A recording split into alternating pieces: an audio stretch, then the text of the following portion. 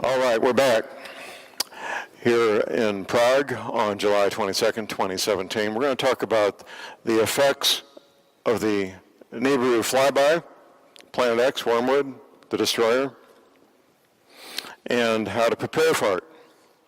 First, the effects. There will be iron oxide covering all the waters of the planet, fresh water and salt water both. That will take days to dissipate. I don't know how many days, but days, possibly weeks to dissipate. We could have winds when the jet stream comes to the surface of the planet. In fact, this happened here in the Czech Republic, what was that, about 10 years ago? When that forest got wiped out, those straight line winds. Anybody remember that? Come on, some of you do. Straight line winds, maybe 100, 150 miles an hour for a better part of a day. Rocks the size of automobiles and trucks, rocks the size of this auditorium. We don't know when they're going to hit or where, but that's happened before. Meteors, rocks, and I got a pointer, all right. Earthquakes. I'll tell you what the U.S. Navy said. I got this pointer, I might as well make use of it. New Madrid, Missouri is about right there. The most dangerous seismic zone on the planet. During the winter of 1811, 1812, there were hundreds of earthquakes. 3 of them made church bells ring in Philadelphia, right up here. That's about 700, 800 miles. Now, the energy from that seismic zone goes north and south and east very efficiently, does not go west into the Ozarks, because right here, there's a ridge of granite that acts as a blocking mechanism, as a shock absorber to absorb that energy. The U.S. Navy says that when this water, this inland sea is formed, the weight of the water will trigger 3 9-point plus earthquakes, which would wipe out St. Louis, Chicago, Memphis, points east. A lot of devastation. There's going to be earthquakes all over the planet. I just happen to know about that seismic zone in North America. Volcanoes are going to kick off. Lots of volcanoes all over the planet. We may end up with 1 or 2 years with no summer, which would wipe out the growing season, of course. When these oceans come up, all the ports, most of the goods on this planet, automobiles, trucks, raw materials, petroleum, food, is moved by ship, by large cargo ships. No ports, there's no way to load and unload the ships, probably for years. What I tell my listeners on my radio show is the best thing you can do is to become part of a farm.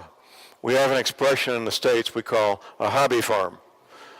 That's a farm where the fruits, vegetables, produce, milk, meat, whatever it might be, is meant for consumption on the premises, not to be sold to make a living.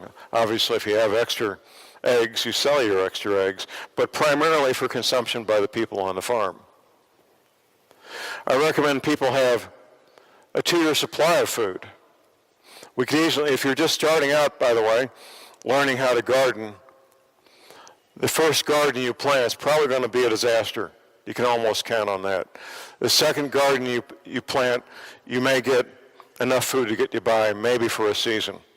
By the 3rd or 4th year of gardening, you're learning how to actually raise enough food successfully to get by for a full year. It's an ongoing process. The garden, I'm not a gardener, but the gardeners I know, whether they've been gardening for 5 years or 20 or 50 years, they're still learning. It's an ongoing learning process, being a gardener. You don't want to be within 100 miles of a major city, which would be basically 200 kilometers. You really don't. There's going to be hungry, desperate people looking to feed their children. Now, movies and novels focus a lot on healthy young males going about and causing problems after a disaster like this, which of course there'd be a lot of that.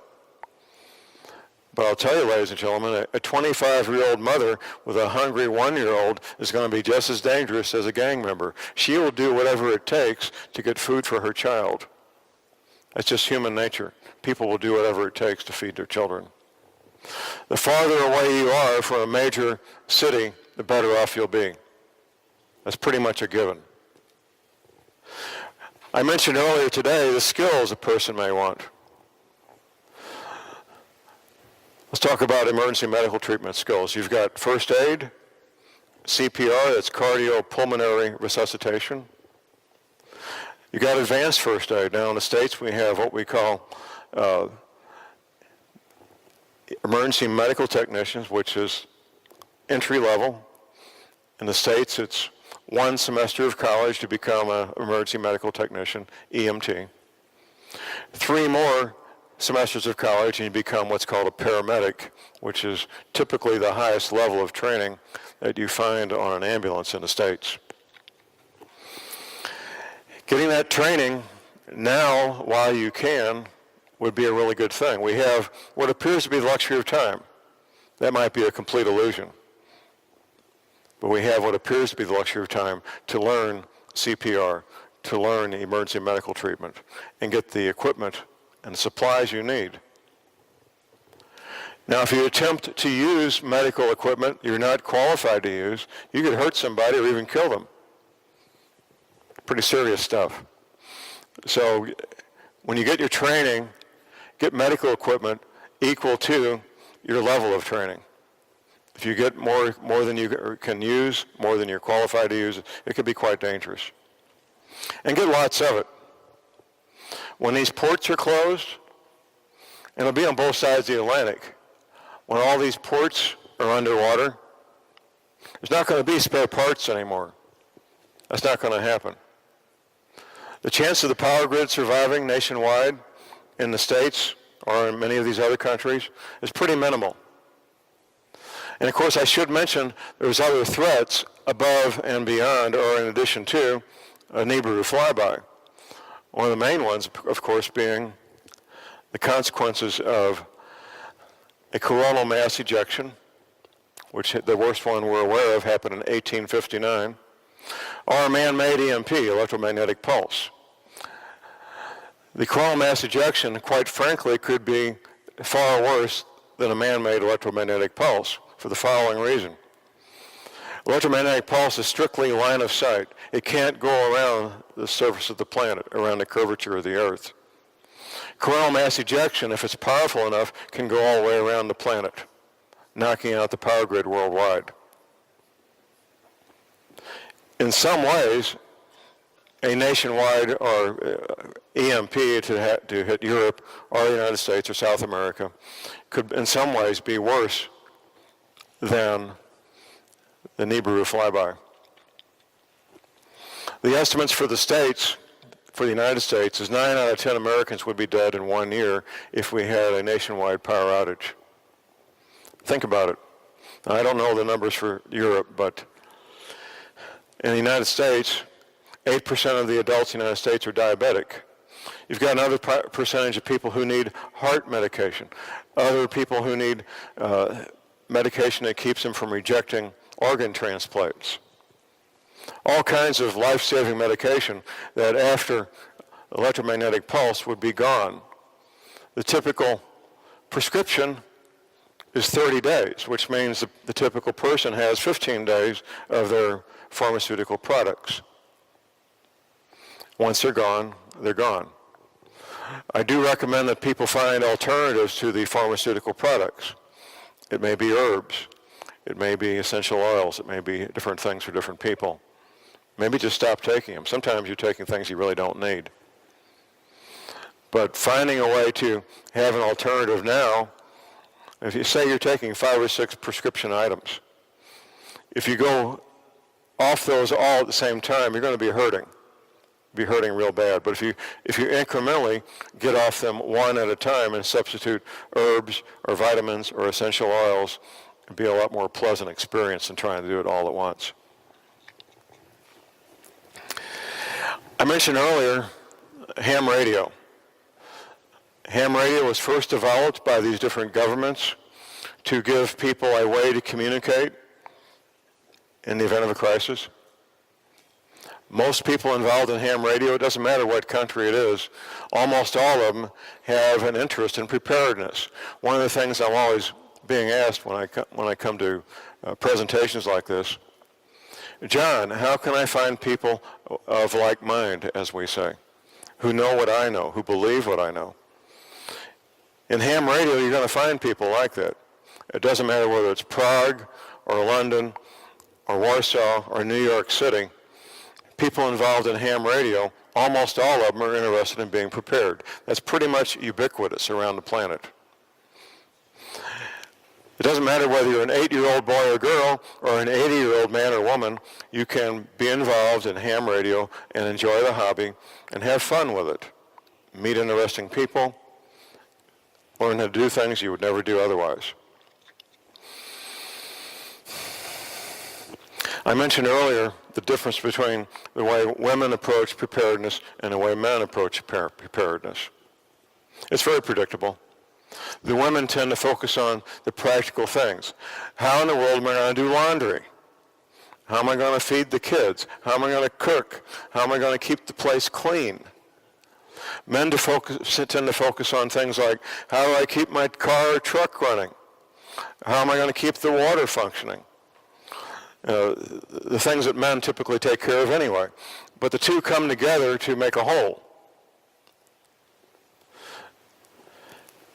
Learning what you need to do now, having the tools you need to do it now. Let's talk, for example, how do you do laundry?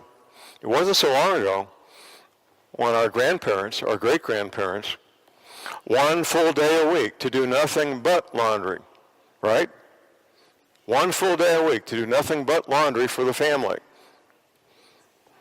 Guess what? That's coming back, unfortunately. Now, in the States, up until the 1970s, we had wringer washers. There's no place to hook up hot and cold running water under 40 pounds pressure. There's no place for it. You simply put water in it, you turn on the agitator, it agitates till you turn it off, pour out the water, put in fresh water, agitate it till it's rinsed out, and so forth. Maytag used to be the really big manufacturer of these wringer washers. They can be reconfigured to work with a bicycle. There's lots of ways to get a wringer washer to work. They're very simple devices. And it's a lot easier to get a little bit of electricity than it is to get hot and cold running water under 40 pounds pressure. A lot easier. You'll get electricity before you'll get hot and cold running water under 40 pounds pressure.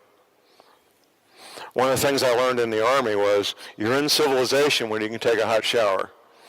That's quite extraordinary in case you don't know it, being able to take a hot shower. And if you can do that, you're in really good shape. How do you prepare your food when there's no electricity, no natural gas? How do you clean your utensils? What do you do for toilet paper? Lots of questions there. What are the answers?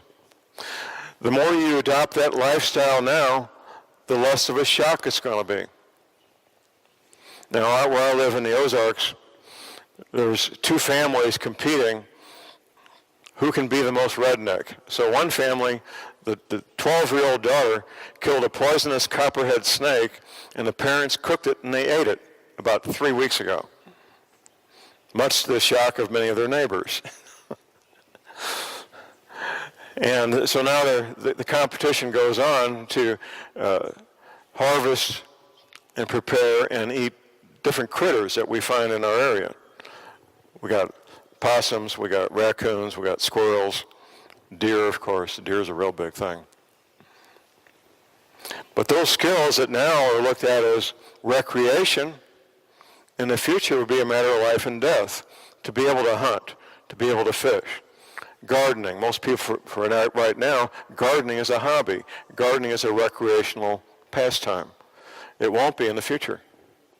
It'll be something that would be a matter of life and death. Most people live in or near a major metropolitan area. That's the nature of our world, here in the first world anyway, in Europe and in the United States. And they live in and near these metropolitan areas because of employment. That's where the jobs are. I understand that. You drive 100 miles away from the city, you've got farmland. How do you become part of an ongoing farm? Well, you either buy a place or you become part of that farm. Farmers need two things. They need money and they need manpower for labor. Almost all farms, almost all the time, especially small farms, hobby farms, family farms. Perhaps you can find a family farm that would be glad to have extra labor on weekends. Be glad to have a little extra capital to buy an implement, a tool that they don't have now that they could really make great use of. Whatever it takes to become a part of a farm, preferably at a good elevation, has plenty of water, preferably a place where the winters aren't too bad. The higher elevation you go, the worse the winters get in general, and become part of it. I'm not saying it's going to be easy. Finding a place like that and becoming part of it, it's going to be time-consuming. It's going to be difficult. You're going to be disappointed a lot until you find just the right place where you would be welcome. Most of you listening, wherever you might be, you're looking for a date. The only people looking for a date for the NIBIRU Flyby, the only people are the ones who aren't living a day-to-day life of preparedness.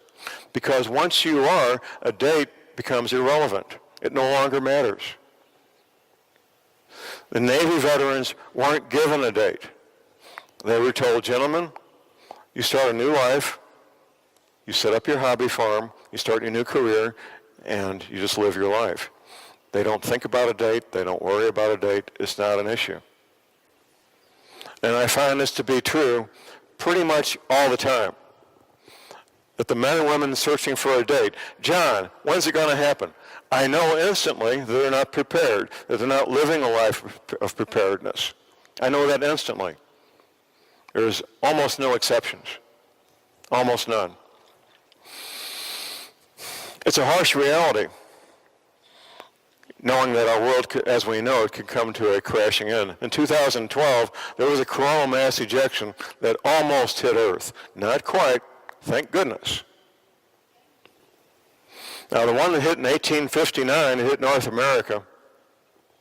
We didn't have a nationwide power grid, obviously, but we did have, from the Mississippi east, where's this thing?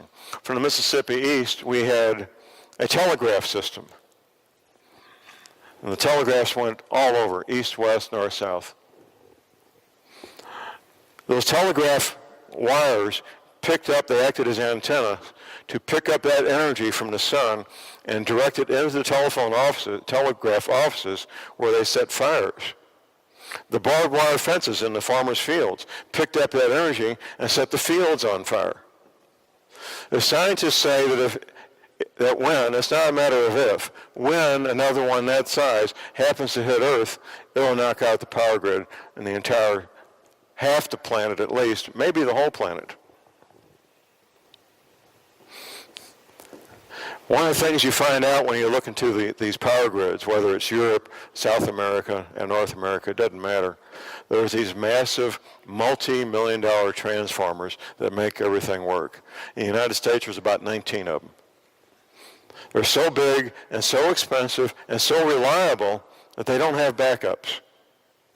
If they do need to buy a new one, right now, in 2017, from the moment they place the order until the time they take delivery, with everything working normally, is 1 year. When everything's broken, that's over. It's not going to be any delivery. It's not going to happen. I'm sure Europe's in the same situation with these massive, expensive transformers that control and make everything work.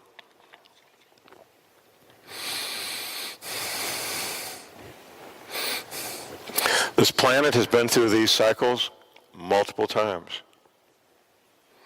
We've been smashed down to the mud and recovered as human beings multiple times. This will be no exception. Who's going to survive? Young men and women, healthy young men and women who are on farms, are diligent and smart and have resources. They'll be the ones that will survive. Older folks, well, many of us will survive also if we're healthy and work hard and are diligent. But most people won't. 9 out of 10 people on this planet will die if there's a worldwide coronal mass ejection event. Very harsh reality. I want to open this up to questions. It's one of my favorite parts, and I told Alexander I would be up here half an hour, and we're coming up not too far from that. So questions from the audience, please. Are you scratching your head, or do you have a question? Alexandra?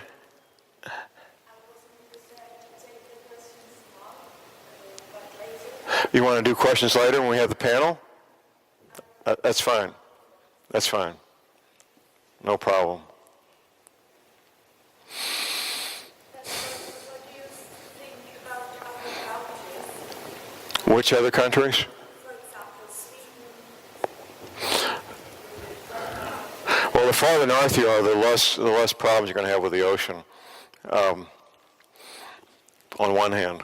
Now, here's something I didn't mention now. The North Pole would be up here, above this, that's Canada. North Pole would be way up here. There's 2 North Poles. True North, which is where the axis of the planet is, and magnetic north. This has happened many times, and the scientists have figured this out. Magnetic north right now is moving towards Siberia. Magnetic north is in Siberia. For about 36 centuries, magnetic north moves in a certain direction, and then over a period of maybe 3 days to a week, true north catches up with it. That's the pole shift. That's the pole shift. And it's quite an event. Most of us will live to see at least most of it, maybe all of it. That's when these oceans come out of their basins, flooding these areas. Now, there's going to be 2 parts to the flooding. There's going to be the slosh, which could be 200 meters, and there's going to be the new ocean levels, which won't be that high, depending on where you are. I didn't mention where all the water is going to come from. This is pretty important. Now, here's South Texas, you got Mexico. You got the equator down about here. Sea level is measured at Cornwall, England. It's been that way for more than 200 years. They took a big rock at the edge of the Atlantic Ocean. They made a horizontal line. They said, this is sea level. When you get to the equator, the ocean is not quite 500 feet, about 490 feet above that horizontal line in Cornwall, England. Most of us, when we were kids, we would take a bucket of water, a full bucket, and swing it over our heads real fast, and the water doesn't come out, right? You did that. Well, that water at the equator is held in place by 2 things, the rotation of the Earth and gravity. Anything that disrupts the rotation of the Earth is going to disrupt that bulge of water. That bulge of water at the equator is tens of thousands of cubic miles of water. That's where the water is going to come from. It's all going to be displaced. When that happens, well, everything changes. And John, the new equator, how do you think it will look like? The equator? The equator, you suppose that it will be altered, isn't it? Well, there'll be a new equator. Yeah, and the old equator will be gone, and it'll be a new equator. Yeah, and could you tell us here in Czech Republic, for example? Well, we need to look at a globe. You may be far enough away from Siberia and Russia that you'll have a warmer climate here, I hope. It's going to be a 45-degree pole shift. I'm pretty certain of that. Without having a globe and looking at it, it's difficult to tell exactly where Czech's going to end up. I hope you end up in a warmer climate. That would be a good thing. And you may be far enough west that would be the case. I hope so. We don't have any control over it, obviously. Whatever's going to happen, it's going to happen. And there's going to be mass migrations. If you end up in an area where you have winter 6 or 8 months a year, you're probably going to want to get away from it and go south. That's the most likely scenario. Could you say something how you expect the dust will be and the stones? How the what would be? Dust. The iron oxide? Yeah. Well, it's mentioned in the Bible when Moses was leaving Egypt, how the water turned red. That was iron oxide. And Dr. Velikowski, as I mentioned earlier, he demonstrated by the ancient records that happened all over the planet at the same time. You won't be able to drink that water. It'll make you real sick. And you'll have to have a source of water coming from underground, obviously, or a way to purify it if it's a surface water. Water's going to be a big thing real quick, by the way. Having access to pure drinking water is not optional. It's probably the largest reason right now in July 2017 for infants dying on the planet is bad drinking water. It'll become even more so. Us people in the first world country, we're used to having easy access to pure drinking water. That won't be the case anymore. It will no longer be easy. There's an old saying around the prepper community, 1 is none, 2 is 1. Anything critical, like a water filter, get 2 of them. Anything critical, like a radio, get 2 of them. That's just a smart thing to do. How do you think will it be difficult to breathe the dust? Should we cover? You don't want to be breathing in iron oxide. You just stay indoors. If you have to go out, put some kind of filter or mask on. It wouldn't take much. A T-shirt would filter out enough that you'd be okay. If you stay out of it for 24 hours, you're probably going to be okay. And stones? The stones, well, they're going to hit. In fact, you may want to make a note of this. One of the largest meteor craters on the planet is about 10 miles from where I live. Crooked Creek Meteor Crater. Crooked Creek Meteor Crater is 3 miles across. It's massive. It's so big they didn't even know it was a meteor crater until they had aircraft that could fly over and say, oh, look at that. That's not normal. From the ground, you can't tell it's a meteor crater. But these rocks are going to hit all over the planet. We don't know where. If you're unlucky enough to be hit by one, you won't have to worry about it. It's going to kill you. But most people won't be hit by rocks. They will hit. They will do damage.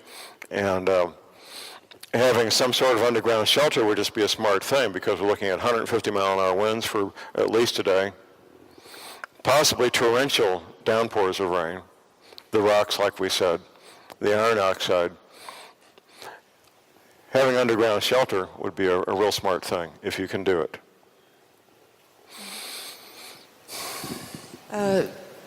In the Bible and other scriptures, you can read about the 3 days of darkness, and that we should cover for our eyes so that our eyes could be damaged if we look outside.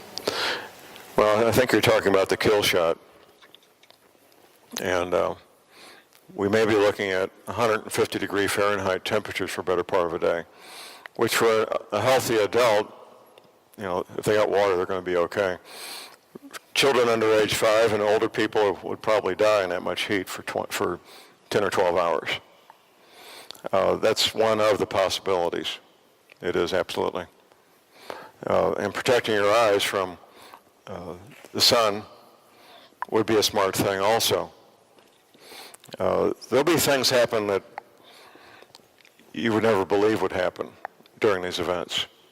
Things, as we say, of biblical proportions. People will be desperate. Men, healthy men, typically not afraid of anything, would be falling on their knees and crying. That's how bad it will be. And how do you prepare mentally or? Well, this is maybe how I should end up this part of this, and that's spiritual preparedness. I address this on my radio show occasionally. I tell people the following. It is not my job as a radio talk show host to tell you what your spiritual belief should be, on one hand. On the other, I do feel a responsibility to let you know that that part of your life needs to be addressed, whatever it is for you, whatever it is. We know from the interviews and books of people who survived POW camps and concentration camps in World War II, the men and women who went into those camps with a strong spiritual foundation were far more likely to survive than the ones that didn't. The ones that didn't have a strong spiritual foundation, they're the ones that curled up into a ball and died and did not survive. So work on that. Begin that quest. It can and should become a lifelong quest, your spiritual preparedness. Finding peace with your Maker. Finding peace with your Creator. Whatever your verbiage is, it doesn't matter. What does matter is that you begin that quest. I've only been to one funeral for an atheist, and it was run by atheists. And it was the saddest thing I've ever been to. Very sad. And the atheists in control would not permit any mention of God, any prayers. They simply did not let it happen. It was a very sad event. I felt very sorry for the family of this gentleman. He was a friend of mine. So work on that. It may be Christianity, it may be Buddhism, it may be Native American spiritual beliefs, whatever it is. My friend Tim Spencer is a Native American, and he says quite frankly, John, I'm not a Christian. We have our own beliefs. And I said, Tim, I respect that. And they do. And whatever your beliefs might be, you folks listening and watching this DVD, this movie, maybe you've walked away from that for whatever reason. The beliefs you were born into as a family, in your family, the beliefs that you may have had at some point in your life you no longer do, the beliefs that you don't take seriously, maybe only on Sunday you think about them. Go back to your roots, whatever that is for you. It might be Judaism, might be Christianity, might be Buddhism, Native American, doesn't matter. Get involved in your spiritual life once again, incorporate it, and make it something you do every day. That's how to get through this. That's the single most important thing I can tell anybody, is to get your spiritual house in order. And I think we may be done.